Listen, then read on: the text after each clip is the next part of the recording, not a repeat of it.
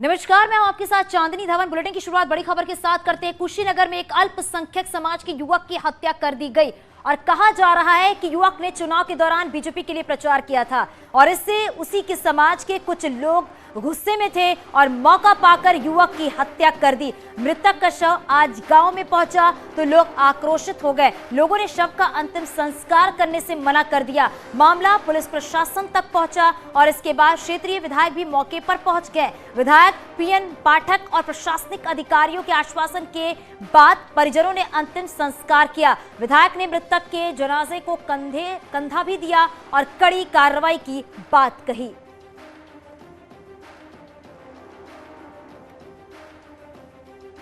तो कोई बक्सा नहीं जाएगा। यहाँ सारे अधिकारी हैं, एसडीएम साहब हैं, सीओ साहब हैं, एसएचओ हैं, जो भी इसमें बक्सा नहीं जाएगा। ढूंढवा के पकड़वाएंगे इन लोगों को। इन लोगों को समझ में आ गया कि इस तरह से कृत्य किए हैं, इनका नस्ल दोबारा करने की कोशिश नहीं करेगी। अभी प्रथम दृष्टया डेड बॉडी उठाने को लेकर विवाद था, जिस विवाद का निस्तारण किया गया है। परिजनों द्वारा एफआईआर लिखा दिया गया है। सुसंगत धाराओं में एफआईआर दर्ज हो गया है। अभी इन लोगों द्वारा बताया गया कुछ और लोगों का नाम ये लोग देना चाहते हैं। विवेचना में वो नाम टेकअप किया जाएगा।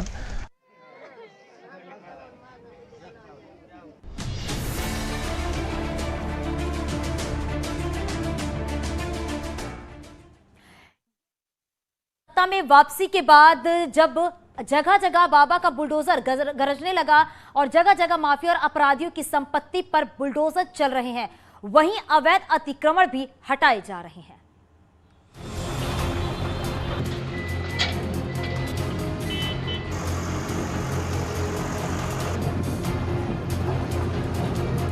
मुजफ्फरनगर में जिला प्रशासन के अतिक्रमण हटाओ अभियान के तहत बुलडोजर चला। जिला प्रशासन ने शहर कोतवाली स्थित काली नदी के पास की 50 बीघा से भी अधिक सरकारी जमीन पर अवैध कब्जे को हटाया।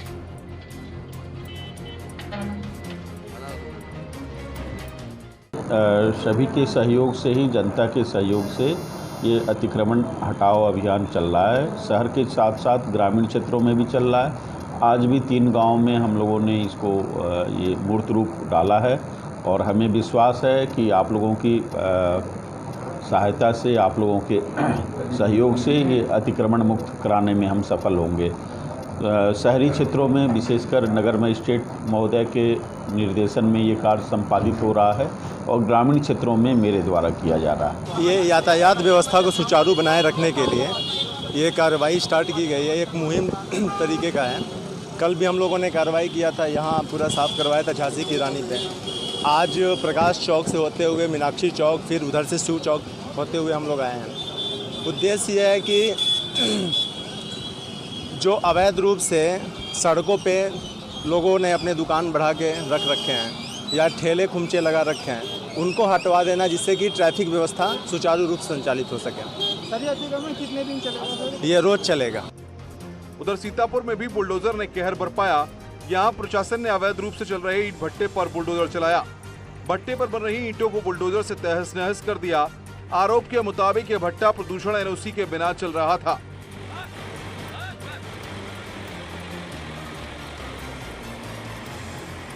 वहीं कानपुर में स्वर्ण जयंती विहार इलाके में भी अवैध कब्जे पर बुलडोजर चलाया गया। केडीए जोन 4 के पार्क की जमीन पर भूमाफियाओं ने अवैध कब्जा कर रखा था, लेकिन अब बुलडोजर चलाकर इस जमीन को कब्जे से मुक्त कराया गया। इस कार्रवाई के बाद से भूमाफियाओं में हड़कंप मचा हुआ है। Bureau report, news 18। Greater Noida में पुलिस और बदमाशों के बीच मुठभेड़ हुई है। एनकाउंटर के बाद पुलिस ने एक वांटेड को गिरफ्तार कर लिया है। बदमाश को गोली भी लगी है। आरोपी के ऊपर 48 से ज्यादा मुकदमे दर्ज हैं। हालांकि एनकाउंटर में एक बदमाश फरार होने में कामयाब हो गया। पुलिस फरार बदमाश की तलाश में लगी।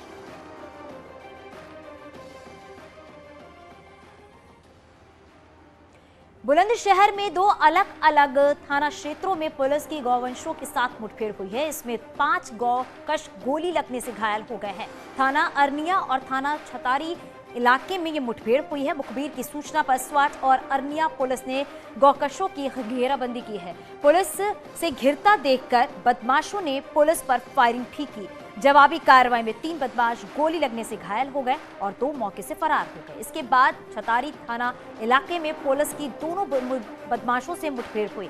इस तरह पुलिस ने एक ही रात में 5 गौकशों की घेराबंदी कर मुठभेड़ के दौरान घायल कर दिया। 2 अलग अलग पुलिस मुठभेड़ों में कुल 5 कुख्यात गो तस्कर गोली लगने से घायल हुए हैं क्रॉस फायरिंग में और उनकी गिरफ्तारी की गई है। उनके कब्जे से प्रतिबंधित गोमांस, गोकशी के उपकरण, तमंचे, कारतूस आदि बरामद हुए हैं। उल्लेखनीय है कि जनपद बुलंदशहर की पुलिस कुछ गोकशों के पीछे काफ़ी दिनों से प्रयास कर रही थी, उनकी गतिविधियों की मॉनिटरिंग कर रही थी।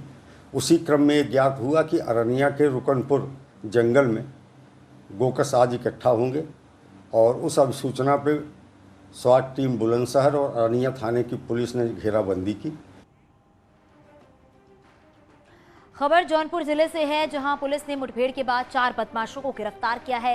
एसओजी और पुलिस की टीम के साथ संयुक्त मुठभेड़ में 2 बदमाशों के पैर में गोली लगी है और पुलिस ने कुल 4 बदमाशों को धर दबोचा है।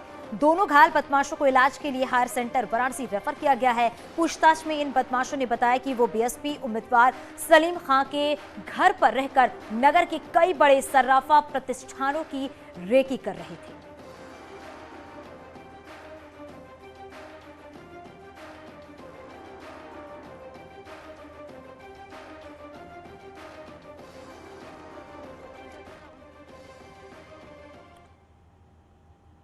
और अब हम आपको मुठभेड़ की 3 तस्वीरें दिखाने जा रहे हैं और ये तस्वीर बुलंदशहर, जौनपुर और इटावा की हैं। बुलंदशहर में 2 अलग अलग थाना क्षेत्रों में पुलिस की गौकशों के साथ मुठभेड़ हुई। इसमें 5 गौकश गोली लगने से घायल हो गए। जौनपुर में पुलिस ने मुठभेड़ के बाद 4 बदमाशों को गिरफ्तार किया है। वहीं इटावा जिले के भरथना इलाके में पुलिस मुठभेड़ में पुलिस ने 3 अपराधियों को गिरफ्तार किया है। ये 3 तस्वीर आप देख रहे हैं। पहली तस्वीर बुलंदशहर की है, दूसरी जौनपुर की और तीसरी इटावा की है, जहां पर मुठभेड़ हुई है। जौनपुर में 4 बदमाशों को गिरफ्तार किया गया है और बात इटावा की भी करते हैं। इटावा में भी आपको बता दें 3 अपराधी जिन्हें गिरफ्तार किया गया है। तो पुलिस को बड़ी सफलता हाथ लगी है। ये 3 तस्वीरें अलग अलग जिले की।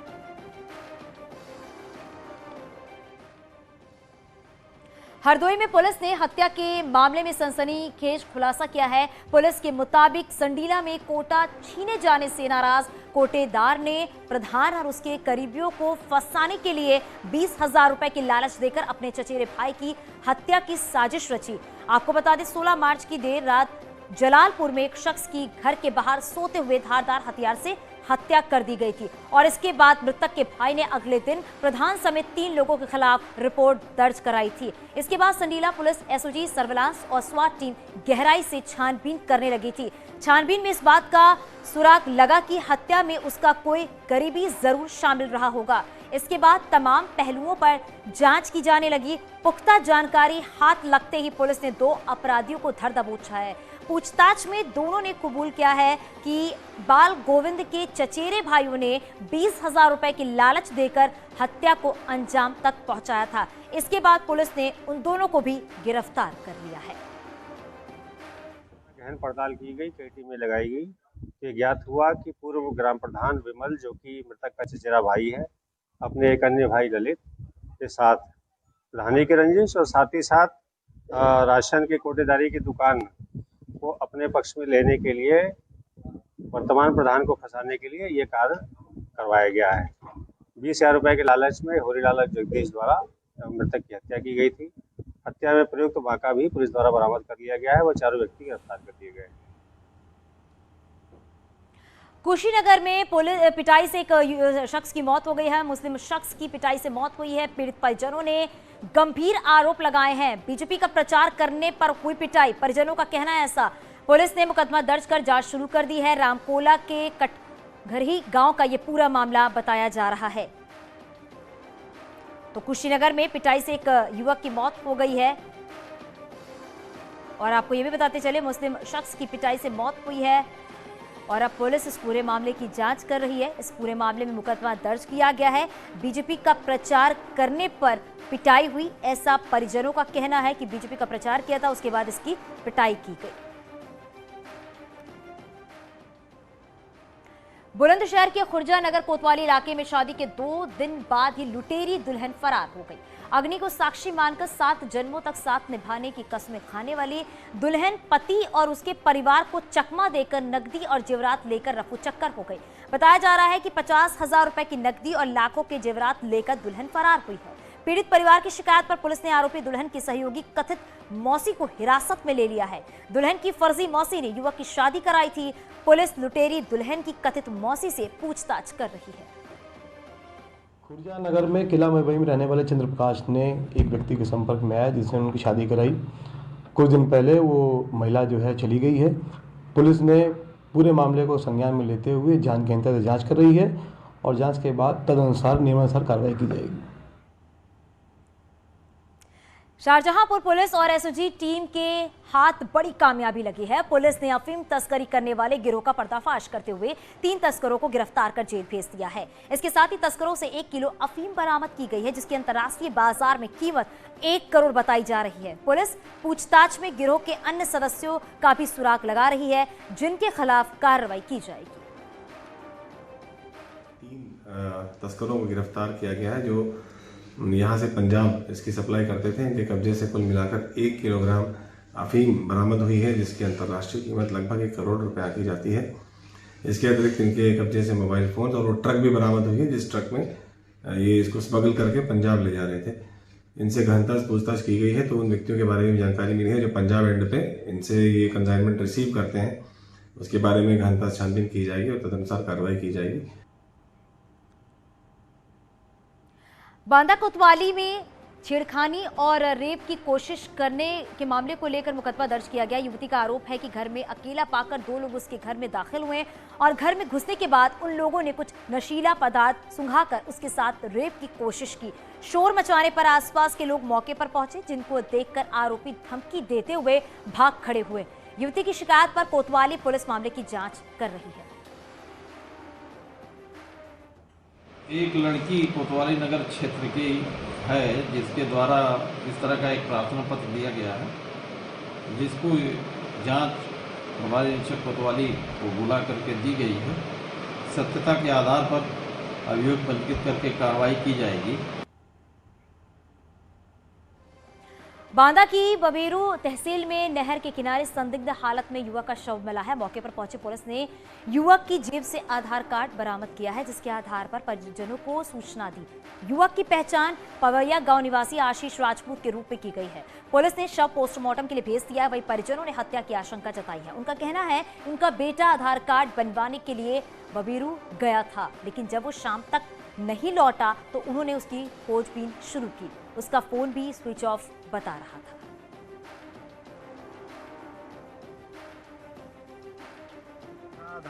बनवाने बबेरू तो फिर रात में नहीं आया और सुबह जब हमको सूचना मिली तो उसको गले में फांसी लगाया और मार के फिटिंग। ये लग रहा है कि वो मारा हुआ है फांसी से। ना गाड़ी जगई, ना टूटी, ना फाटी, ना कहीं लड़ी।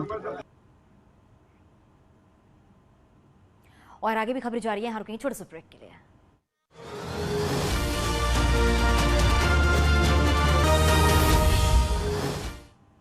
और चलिए बात आजमगढ़ की करते हैं। आजमगढ़ लोकसभा सीट से बीएसपी प्रत्याशी घोषित गुड्डू जमाली लड़ेंगे लोकसभा उपचुनाव। गुड्डू को आजमगढ़ से बीएसपी ने प्रत्याशी बनाया है। अखिलेश के इस्तीफे के बाद खाली हुई है सीट। आजमगढ़ की लोकसभा सीट पर होना है उपचुनाव। ये बड़ी खबर, 6 महीने के अंदर होना है उपचुनाव और इसके लिए बीएसपी ने प्रत्याशी घोषित कर दिया है। आजमगढ़ लोकसभा सीट पर उपचुनाव होना है। गुड्डू जमाली को बीएसपी ने उम्मीदवार घोषित किया है। अखिलेश यादव के इस्तीफे के बाद ये सीट खाली हुई है और 6 महीने के अंदर उपचुनाव होना है। तो लोकसभा सीट पर बीएसपी ने अपने प्रत्याशी उतारे हैं।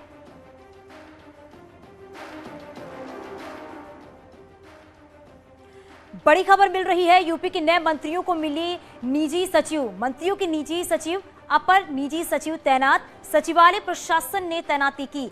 पहली बार मंत्रियों के निजी स्टाफ में महिलाओं की संख्या ज्यादा। तो महिलाओं को तरजीह देते हुए पहली बार मंत्रियों निजी स्टाफ में महिलाओं की संख्या ज्यादा और यूपी के नए मंत्रियों को निजी सचिव मिले हैं, जिनकी नियुक्ति की गई है। मंत्रियों के निजी सचिवों की तैनाती की गई है। हमारी सहयोगी अनामिका हमारे साथ फोनलाइन पर जुड़ गई है। अनामिका, क्योंकि अगर बात की जाए तो मंत्रियों के निजी सचिव मिल चुके हैं और ये भी देखा जा रहा है कि इस बार महिलाओं की संख्या ज्यादा होगी क्योंकि महिलाओं को तरजीह दी जा रही है। देखिए, परसों शपथ ग्रहण के बाद जो प्रोटोकॉल के तहत बंगले होते हैं, गाड़ियां होती हैं, इसके अलावा स्टाफ जो दिया जाता है उसकी तैनाती करने का काम अब शुरू हो गया है। कुछ मंत्रियों को बंगले अलॉट हो भी चुके हैं, कुछ वो किए जा रहे हैं और आज सचिवालय प्रशासन की ओर से निजी सचिव भी कुछ लोगों को अलॉट किए गए हैं। लेकिन अच्छी खबर ये है महिलाओं के लिहाज से कि इस बार निजी सचिवों में कुछ महिलाओं को भी तैनाती दी गई है। लेकिन देखना ये होगा कि भविष्य में इसको लेकर के मंत्रियों के रुख क्या होते हैं, क्योंकि अगर बात की जाए पूरे मंत्रिमंडल में तो मंत्रिमंडल में 5 महिला मंत्री भी हैं, जिसमें बेबी रानी मौर्य से लेकर के बाकी भी मंत्री हैं। तो उनको निजी सचिव भी दिए गए हैं महिला के तौर पर, बाकी लोगों को स्टाफ भी दे दिए गए हैं। यानी कि अब विभागों के बंटवारे का इंतजार हो रहा है। स्टाफ मिलने के बाद माना ये जा रहा है कि बहुत जल्द मंत्रियों के विभागों का बंटवारा भी शुरू हो जाएगा, जिसके बाद जो कामकाज है सरकारी वो आगे बढ़ सकेगा। लेकिन उसके पहले जो एक प्रक्रिया होती है निजी सचिव देने की, स्टाफ देने की, जो मंत्रियों के आमतौर पर सारे कामकाज देखते हैं, उनका शेड्यूल देखते हैं और जो मीटिंग्स होती हैं उसका रूटीन तय करते हैं, तो बहुत सारी चीजों का जो काम होता है, जो जिम्मा होता है, वो निजी सचिव के पास होता है। लिहाजा आज इस प्रक्रिया को आगे बढ़ाते हुए सचिवालय प्रशासन की ओर से निजी स्टाफ की तैनाती कर दी गई है मंत्रियों के लिए। अनामिका, अभी आप बता रही थी कि कुछ मंत्रियों को अलॉट किए गए हैं, वो किन किन मंत्रियों को अलॉट किए गए हैं, इसके बारे में क्या जानकारी मिल पा रही है? कुछ ही देर में हमारे पास पूरी लिस्ट आने वाली है, चूंकि 52 मंत्री हैं और कहा यह जा रहा है कि उसमें से 10-15 लोगों को भी स्टाफ मिल गए हैं, कुछ लोगों के लिए कल और परसों के लिए कहा जा रहा है जी। तो क्योंकि जैसे जैसे उपलब्धता होगी वैसे वैसे उनको स्टाफ दिए जाएंगे। आज कुछ लोगों के अलॉट करने की खबर आ रही है कि उनको बंगले के साथ साथ निजी सचिव। बहुत शुक्रिया इस पूरी जानकारी के लिए। चलिए आगे बढ़ते और बात करते हैं। पीएम मोदी ने आज मन की बात कार्यक्रम को संबोधित किया। इस मौके पर पीएम मोदी ने कहा कि भारत ने 30 लाख करोड़ रुपए की निर्यात को लक्ष्य प्राप्त किया है, जो कि ऐतिहासिक है। पीएम मोदी ने कहा कि भारत का सामर्थ्य विश्व में दिख रहा है और विदेशी बाजार में भारत की उत्पादों का दबदबा है। पीएम मोदी ने कहा कि आज भारत का निर्यात $400 बिलियन पर पहुंच गया है। पीएम मोदी ने कहा कि देश विराट कदम बढ़ाता दिख रहा है जब सपनों से बड़े संकल्प होते। बीते सप्ताह हमने एक ऐसी उपलब्धि हासिल की जिसने हम सबको गर्व से भर दिया। आपने सुना होगा कि भारत ने पिछले सप्ताह $400 बिलियन यानी 30 लाख करोड़ रुपए के एक्सपोर्ट का टारगेट हासिल किया है। पहली बार सुनने में लगता है कि ये अर्थव्यवस्था से जुड़ी बात है, लेकिन ये अर्थव्यवस्था से भी ज्यादा भारत के सामर्थ्य, भारत के पोटेंशियल से जुड़ी बात है।